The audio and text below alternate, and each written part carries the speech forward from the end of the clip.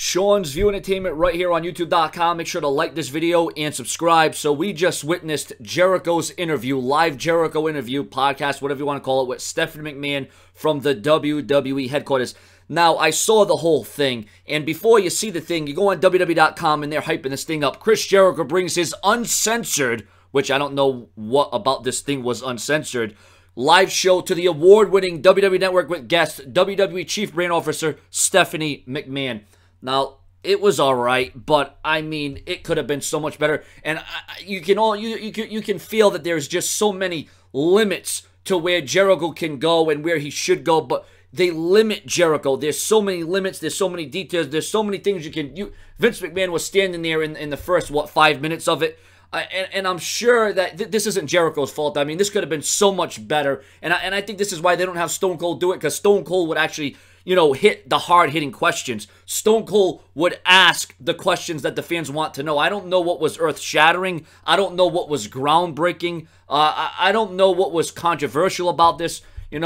This whole podcast, in my opinion, is just watered down. Just like when it was with John Cena. Had it been Stone Cold in that spot, the whole perception would have changed. The whole dynamic would have been different. The whole feeling would have been better. And, to know what Jericho and Stephanie have gone through on WWE TV, and listen, I'm not saying it was the worst podcast of all time, but, it could have been so much better. I mean, especially going off the history. There's just so many things that could have been asked that wasn't. And there's a lot of fans that messaged me and left me comments, and none of those things got answered. And you saw the questions on Twitter that Jericho and Stephanie, they would never even touch. They would never even bring up.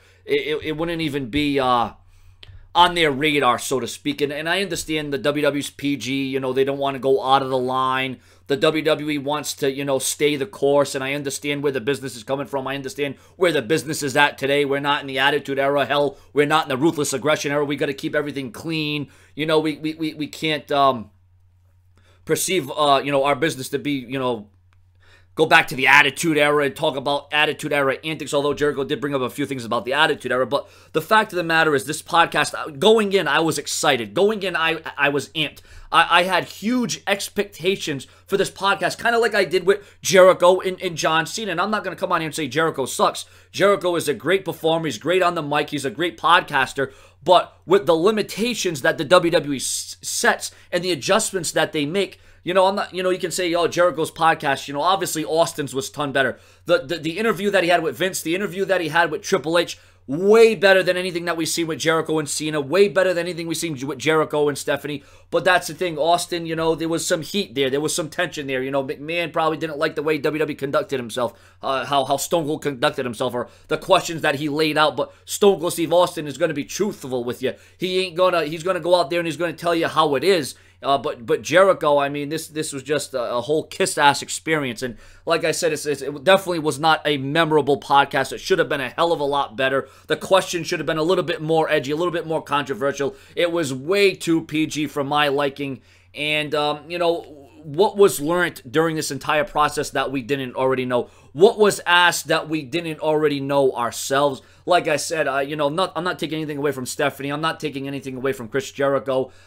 You just felt during this whole interview, this whole podcast, it was so much watered down, and it shouldn't be, because this is an exclusive on the WWE Network. You want to draw subscribers, you got to ask the hard-hitting questions, and that's exactly what Stone Cold Steve Austin did, the Stone Cold truth. But we did not get some truth out of this, let me tell you that. There may have been some truthful answers, but we needed a lot more truthful questions and truthful answers. And the bottom line is, at the end of the day, this could have been so much better. Had this been done 10 years ago, it would have been compelling. It would have been intriguing. But this podcast, I'll give it 2.5 out of 5 stars. Once again, nothing on Jericho or Stephanie. There's just too many limitations. Subscribe.